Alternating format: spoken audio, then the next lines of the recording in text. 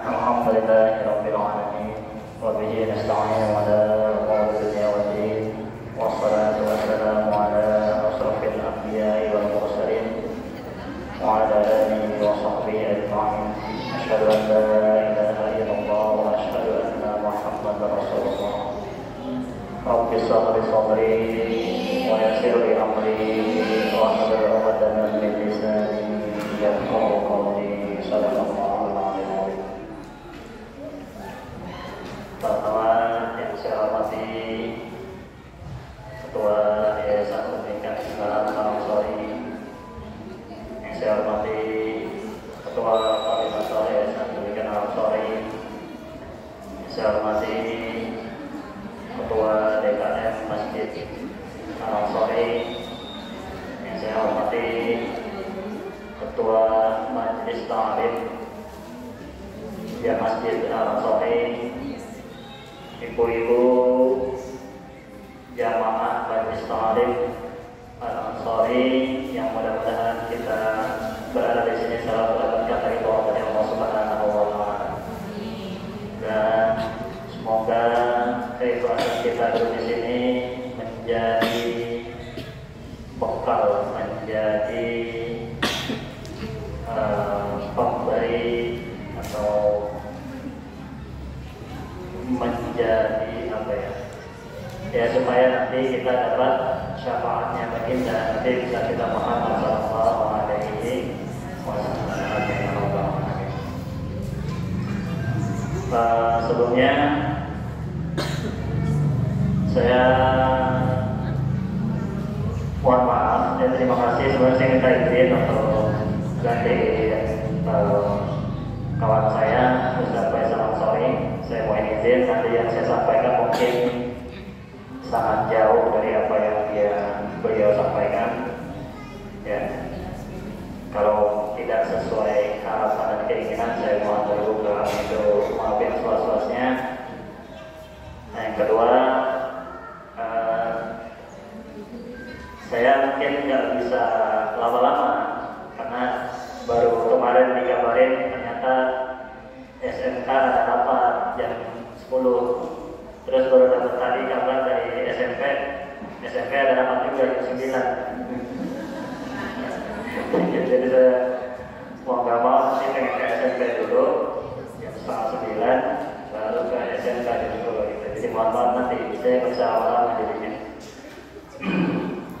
Nah, sebelumnya kita juga berdoa dari surat Al-Fatihah untuk pengarang buku ini, khususnya yang untuk Haji Muhammad Mahfud Syarjadi Iskandar. Semoga ilmu yang beliau taruh di sini untuk kita bermanfaat untuk kita semuanya menjadi ladang pahala untuk beliau. Amin ya rabbal alamin. Ada di dunia wa ala kulli salihah wa ila hadratin nabi al-fatihah.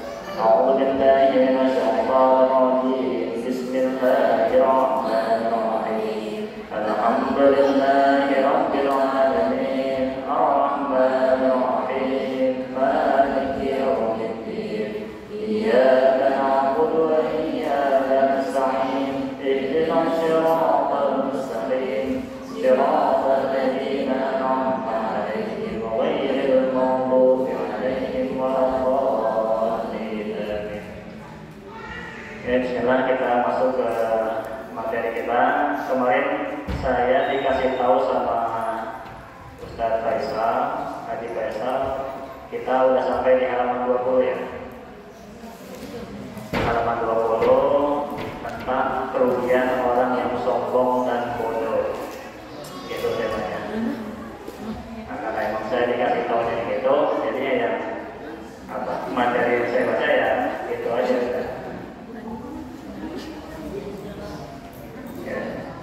Jadi mungkin nggak berani banyak-banyak kasih materi ya, karena mungkin lebih pasnya kan tetap durasinya kan biasa.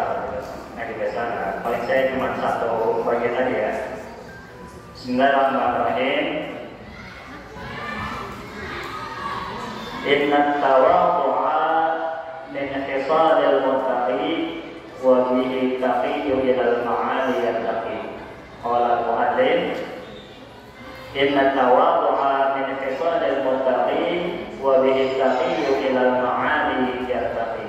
Artinya sesungguhnya tawadhu atau rendah hati itu adalah karakter orang yang bertakwa. Dan sebab orang yang tawadhu atau sebab orang yang rendah hati itulah orang yang bertakwa dapat terangkat pada derajat yang tinggi.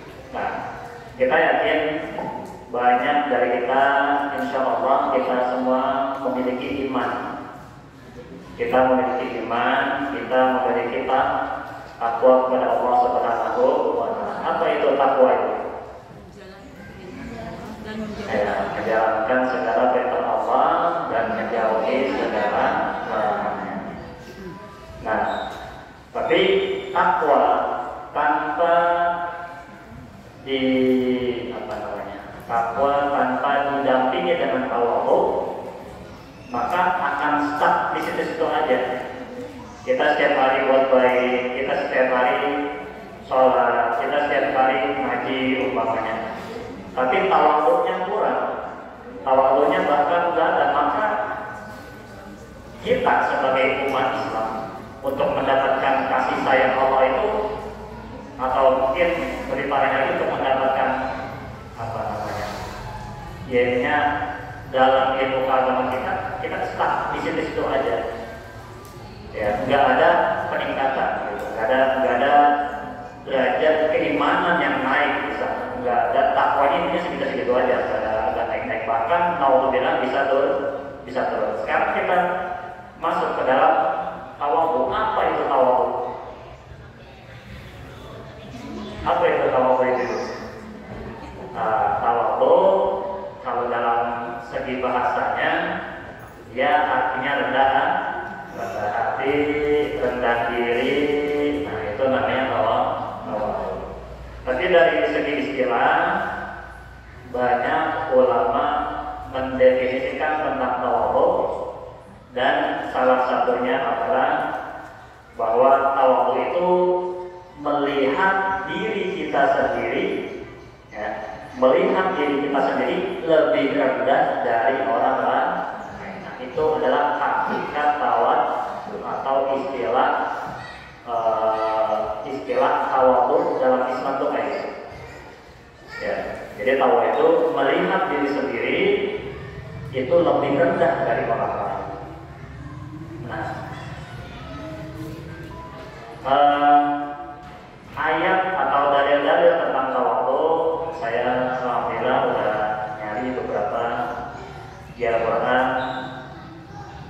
Dalil tentang tawadhu ada dalam Al-Quran surah Al-Furqan ayat 33. A'udzu billahi minasyaitonir rajim. Bismillahirrahmanirrahim. Wa ibadur rahmani alladhina yamshuna 'alal ardi hawna wa idza khatabahumul jahiluna qalu salama. Wa ibadur rahmani alladhina yamshuna 'alal ardi hawna wa idza khatabahumul jahiluna qalu salama. Artinya bahwa Allah Subhanahu wa Ta'ala berfirman, dan hamba-hamba Tuhan yang Maha Penyayang itu ialah orang-orang yang berjalan di atas bumi dengan rendah hati. Dan apabila orang-orang jahil atau orang bodoh menyapa mereka, maka orang-orang yang rendah hati ini atau orang-orang yang tawadhu ini, mereka mengucapkan atau membalas dengan kata-kata penyelamatan atau kata-kata keselamatan. Jadi ketika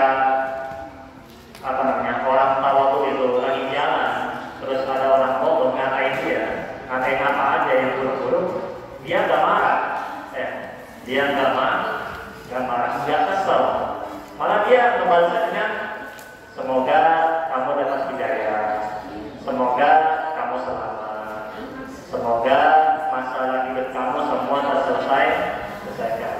Karena kebanyakan orang-orang yang tahu-tahu ngapain kita, dia biasanya punya masalah dalam diri sendiri. Ya minimal dia punya masalah dalam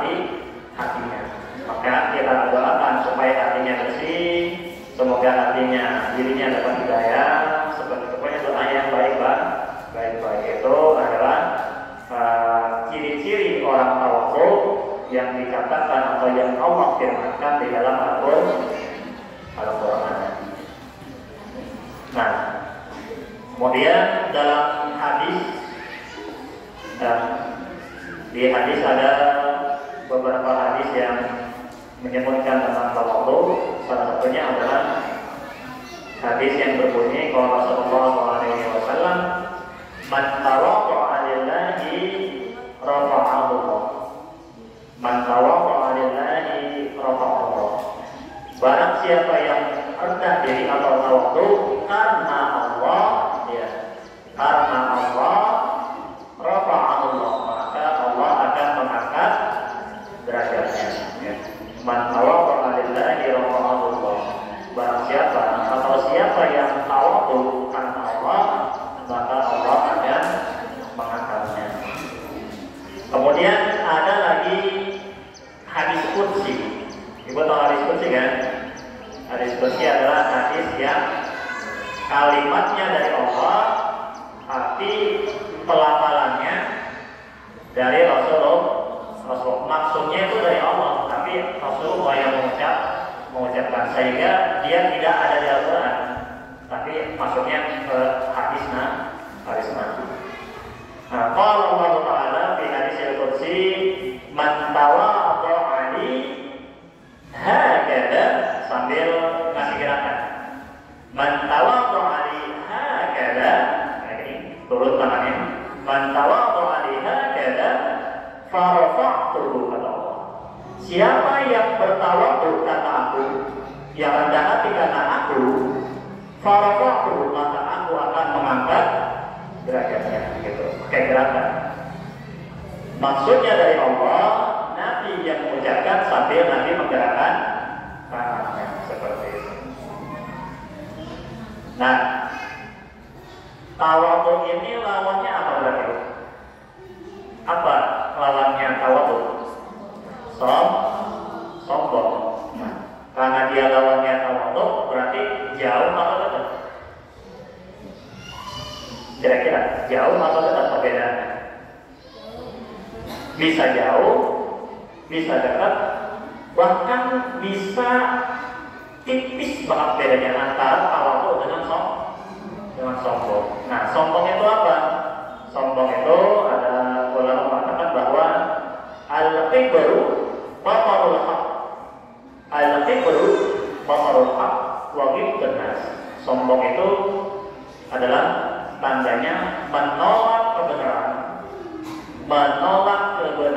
batarul haq wa ghibtun nas, dan memandang rendah orang lain. Gitu kan?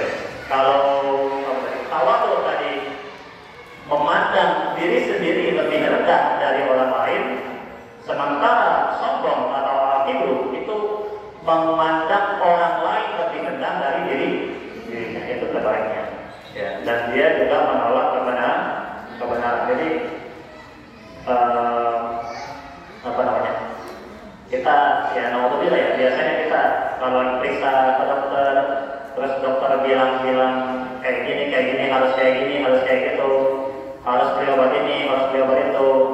Terus kita nggak nurutin, padahal kan dari segi kesehatan, ya, yang belajar kesehatan tentang kesehatan lebih banyak kita atau lebih banyak dokter? Ya, kita fokusnya ke dokter yang benar ya. Kita fokusnya ke dokter yang benar ya.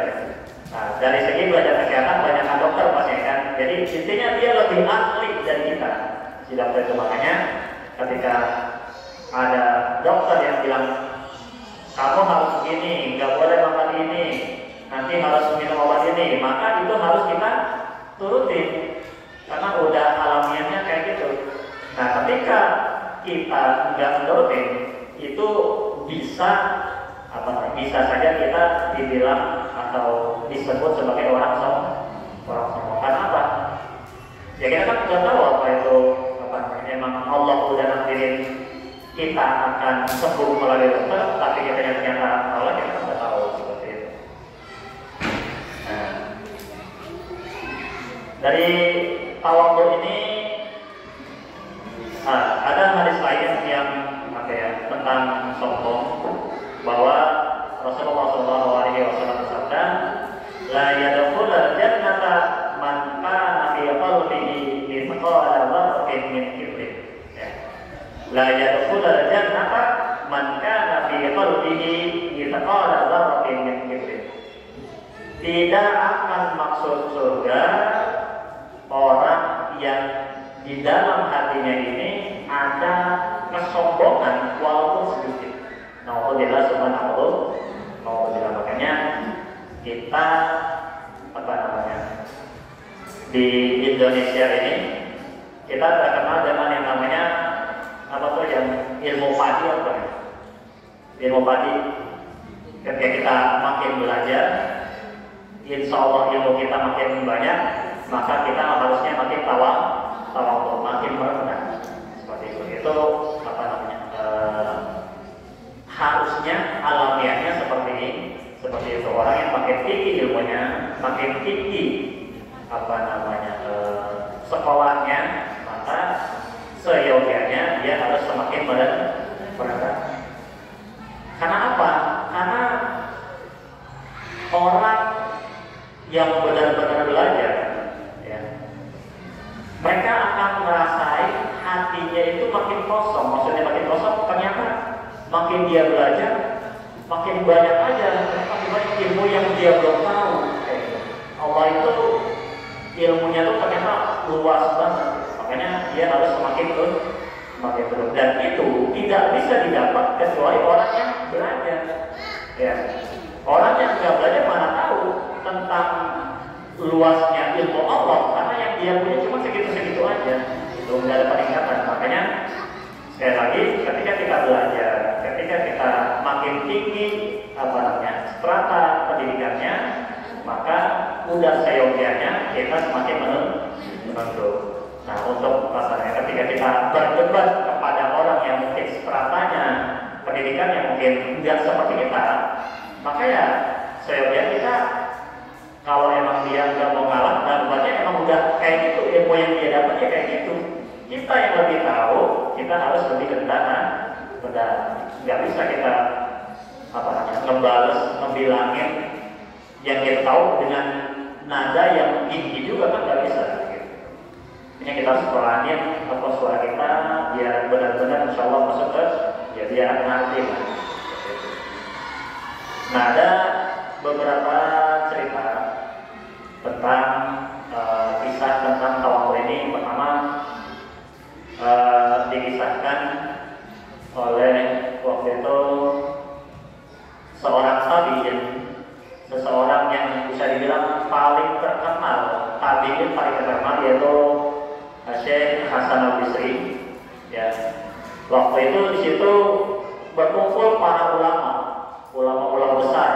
Ya, ada yang dari Madinah, ada yang dari Mekah, ada yang dari Yaman, ada yang dari Habasyah, macam-macam, pokoknya ada dari Irak, Baghdad.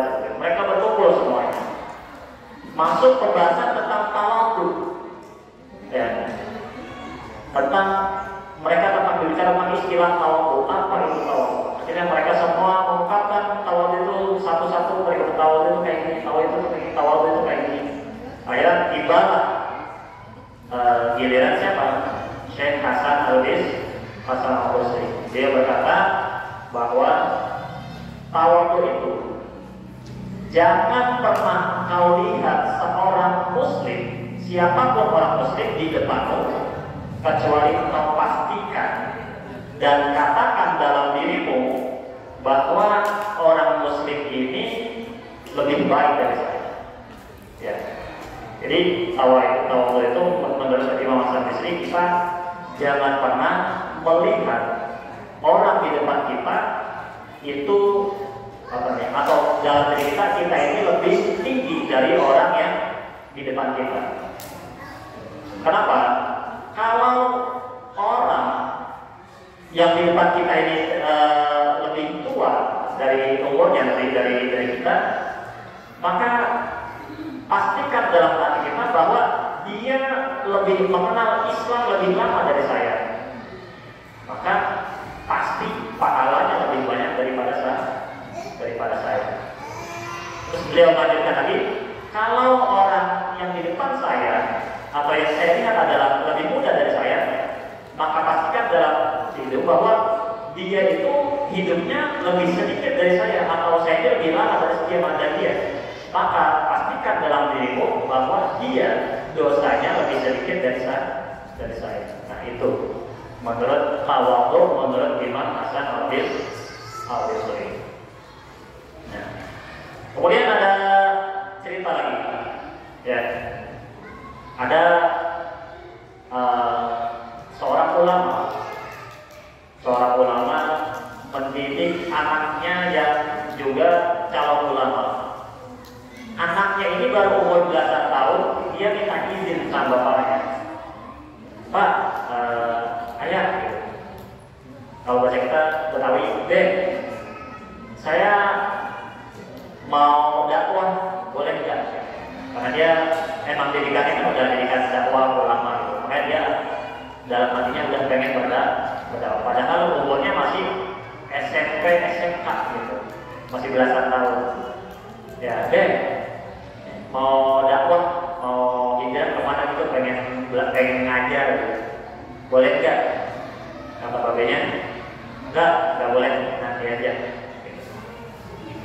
Akhirnya nggak lama kemudian, setahun 2 tahun kemudian, dilihat sama ayahnya dia dibilang ada peningkatan dari segi hatinya.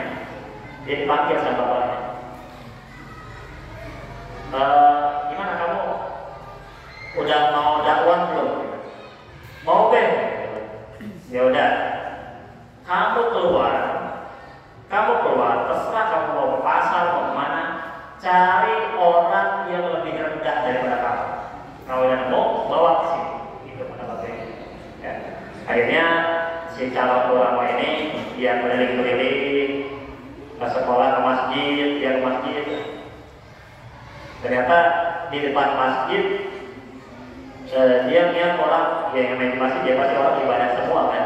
Dia merasa ya itu orang-orang orang-orang nggak ada yang di imannya, nggak ada atau pahalanya atau apa itu nggak ada yang dari bawah saya. Orang-orang yang belajarnya di atas saya semua nih, karena di masjid ya pasti orang semua pada ibadah. Dia mikir kemana lagi ya, mikir ada orang yang ada di bawah saya belajar. Akhirnya dia kemana? Ke pasar kali ya. Pasar banyak orang pasti itu, ya kan? Banyak orang lalai pasti di situ. Akhirnya dia ke pasar, dia lihat ada orang tua diperhatiin aja, dia diperhatiin. Tiba-tiba udah ajar lagi, udah sholat asar lah. Akhirnya dia sholat asar, ke masjid lagi, balik lagi itu orang tua masih di situ aja. Ya, orang tua masih di situ, aja nggak bergerak, dia dalam doa. Jadi ini orang lalai, belajarnya nggak sholat kayak ini, pasti belajarnya di bawah saya. Ya, mau didapetin, mau dibawa sama dia, mikir lagi. Tunggu dulu, ini kalau dia ada uzur gimana? Gitu kan? Umpamanya dia ternyata ada uzur yang tidak memungkinkan dia untuk berjalan ke masjid, umpamanya dia sholatnya di situ-situ aja, ya kan? Udah gitu dia, ya kan? Berarti dia nggak harus ke masjid, dia nggak harus belum tentu. Jadi itu yang membuat saya nggak lihat di masjid, atau itu yang membuat dia di situ aja. Mikir lagi, tapi kan dia lebih tua dari saya, kayak tadi.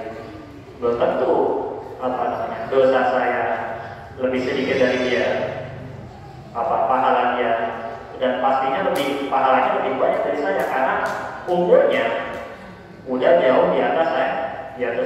Akhirnya dia cari lagi, dia lihat ada anak muda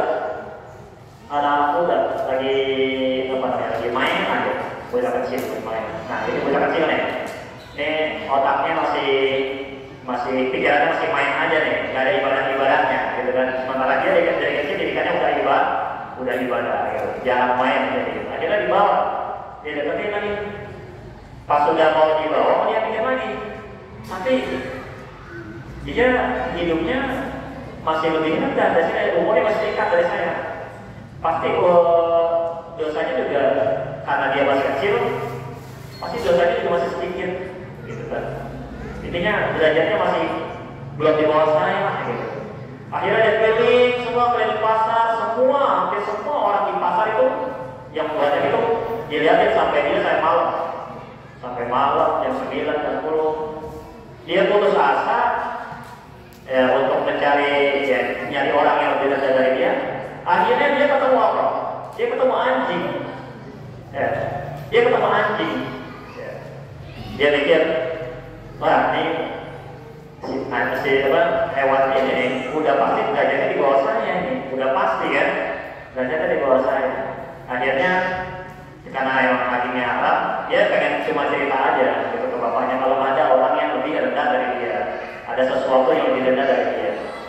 Terus dia jalan pengen pulang, lagi semangat-semangatnya dia pengen pulang, pengen cerita sama bapaknya, dia pikir lagi, oh iya, anjing itu kan atau hewan itu kan nanti di akhirat mereka kan jadi debu, ya.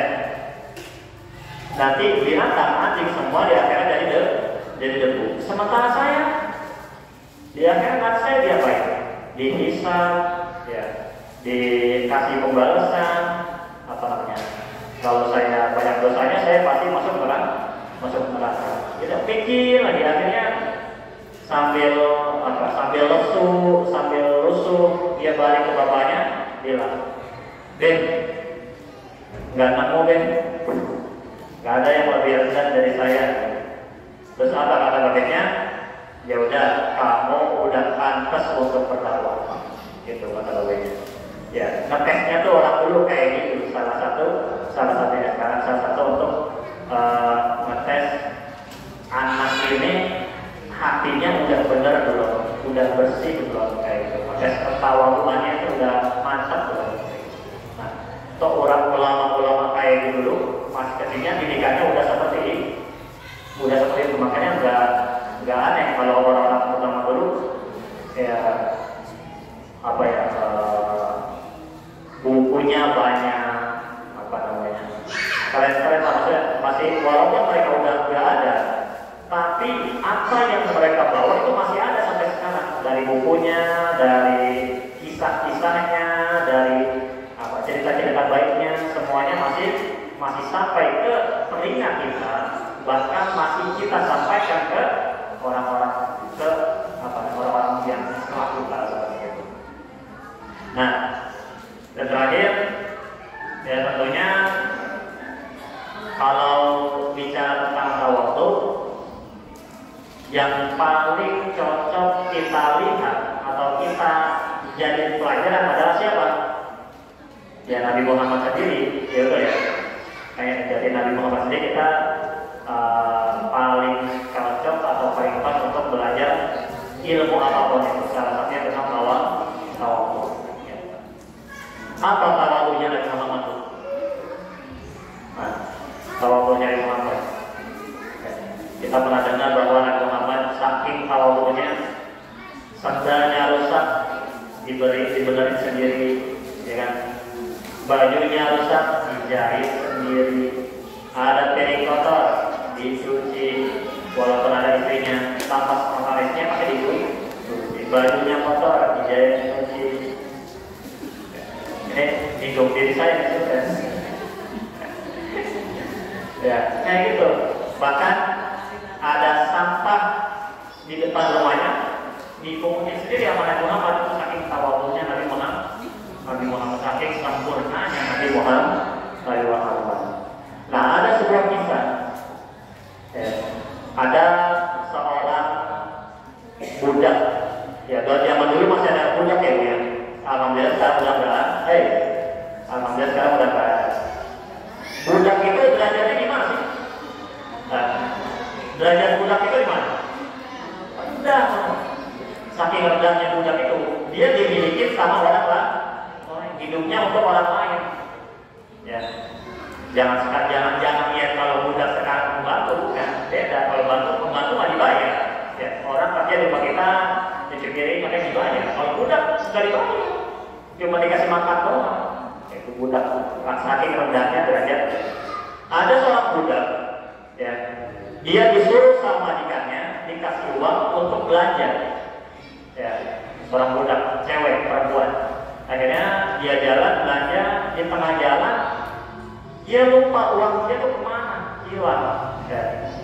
Rupa dia takut dan uang saya mana hilang. Dia udah pengen balik ke rumah, dia takut uangnya nggak ada, belajarnya nggak ada, udah pasti diomelin sama majikannya. Ya, kalau udah diomelin sama majikannya, mau dibunuh pun nggak akan peduli orang lain. Karena apa? Karena dia budak, itu saking rendahnya budak pada waktu itu sebelum Islam bisa dibilang mengangkat semua orang atau membebaskan semua dari perbudakan itu semua. Akhirnya saking bingungnya dia ketemu Rasulullah. Ya, ketemu Rasulullah, dia ngomong pada Rasulullah, ya Rasul, ikut saya. Dia sambil takut, berdesak, khawatir. Ya Rasul, ikut kita.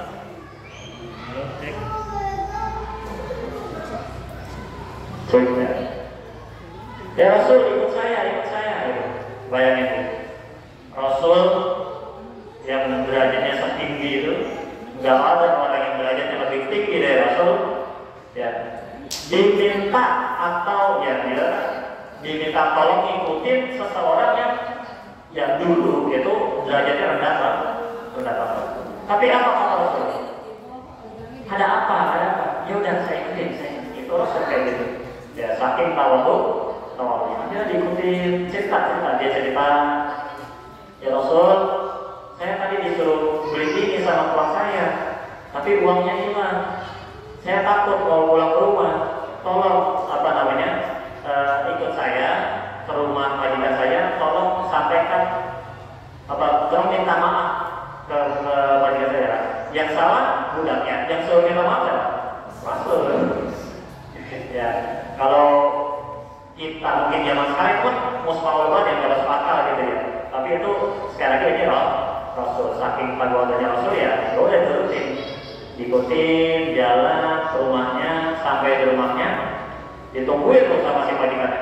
Itu lama banget ini nggak nyampe. Akhirnya pas dia ada datang, dia lihat Rasulullah. Ya Allah, mukanya yang tadi kesel banget, langsung senangnya bukan main. Senangnya bukan main, dia lihat Rasulullah. Akhirnya disamper Rasulullah, Masya Allah, ada apa kau datang ke sini? Ya Allah, alhamdulillah kami kedatangan Rasul. Akhirnya setelah sekian lama, emang nggak pernah dikunjungi Rasul ke rumahnya seperti itu. Akhirnya dikunjungi Rasul. Ya, akhirnya Rasul ngomong, iya tadi saya ketemu sama wanita ini. Dia bercerita, tadi engkau menjauhnya belajar dengan uang. Saya mau menyampaikan maaf kalau uangnya hilang dan ini gitu. Menyampaikan permintaan maaf atas kesalahan dia. Apa kata si majikannya? Ya Rasulullah, nggak usah minta maaf. Ya, jangan maaf. Karena kedatanganku di sini, saya bebasin dia dari perbudakan saya. Saya merdekain. Alhamdulillah. Sekali lagi karena apa? Karena ketawadhu'an. Gitu. Jadinya wanita itu, budak itu yang tadinya takut banget berubah jadi bahagia. Akhirnya yang selama yang namanya budak impiannya cuma satu tuh, budak merdeka. Akhirnya dia merdeka karena hal itu. Ya alhamdulillah. Sekali lagi itu adalah pelajaran tawadhu yang diajarkan langsung oleh siapa? Baginda Rasulullah Sallallahu Alaihi Wasallam. Allahumma sholli wa sallim wa barik alaihi. Sekali lagi, tadi saya bilang bahwa tawadhu dan sombong itu kadang beda tipis. Gimana beda tipisnya? Ya saya belajar atau nyari referensi ini kena juga hati saya. Ya, saya kadang jujur aja di musola. Ya kadang di kampung suka gak enak gitu. Maksudnya kan kalau di musola selalu jadi imam, suruh pimpin apa, saya merasa selalu ya Allah, emang udah pantas gitu kan. Ternyata setelah ngebahas ini orang yang udah bisa dilihat udah mampu seperti itu, dia menolak untuk berbuat baik, ya kayak itu jadi imam atau pimpin apa di masalahnya, tapi dia menolak, merasa belum pantas atau apa, itu sebenarnya di hati dia ada kesombongan. Gitu. Nauzubillah, saya merasa jauh. Jadi selama ini saya sombong ternyata. Karena apa? Mungkin dalam hati saya berbicara atau merasa seperti itu. Jadi niatnya di tangan manusia karena dilihat sama manusia. Padahal sekali lagi bahwa tawadhu itu apa? Lillah. Tawadhu itu harusnya karena Allah, bukan karena manusia. Mudah-mudahan juga setelah ini saya jadi dapat banyak banget belajar tentang ya tawadhu ini. Ya semoga saya lebih baik, kita semua juga lebih baik di sini. Semoga apa yang kita dapatkan hari ini menjadi benar-benar pelajaran bagi kita semuanya, masuk ke dalam hati kita semuanya, juga menjadi apa ya, tanda bekal buat kita nanti. Ya, makin banyak pahalanya ya, makin mudah nanti hisab kita di akhirat ya gitu. Amin ya rabbal alamin. Dari saya cukup sekian. Kurang-lebihnya saya mohon maaf. Ya, bila itu buat hidayah. Wassalamualaikum warahmatullahi wabarakatuh.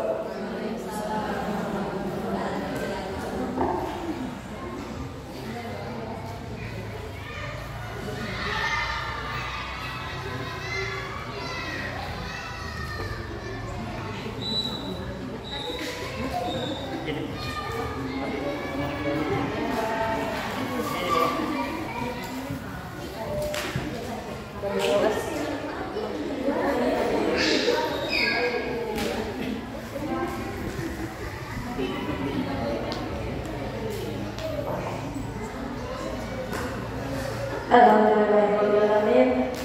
Terima kasih kepada para ustaz dari PAISD yang telah memberikan materinya yang berupa ilmu yang sangat begitu lengkap.